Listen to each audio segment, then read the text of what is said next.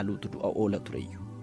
Gaafan jalqaba muuziqaa hojjechuuf gara Shaggar dhufe jalqaba Haacaaluu biran qubadhe. Homaa tokko qarshiin qabun ture. Kan istiidiyoo hiriyoota keenyatu nuuf kaffale. Waan nyaadhus hin qabun ture.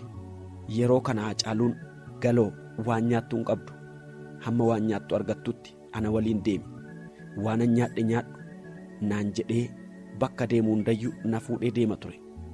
Haacaaluun takkaa ofiif jiraatee hin beeku.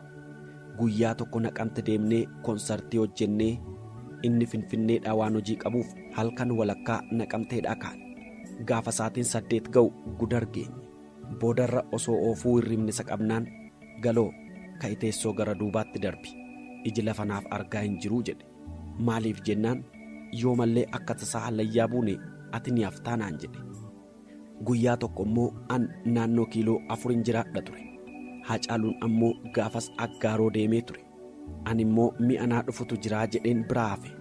Aggaaroodhaa akkuma hojii xumureen inni naaf bilbilaan na dhukkube jedheen itti hime. Kana booda afachuu siifan bilbilaa naan jedheeti halkan san deemaa ture. Halkan keessaa sa'aatii 9tti mana ko dhufe. Manaa na fuudhee mana yaalaa na geesse.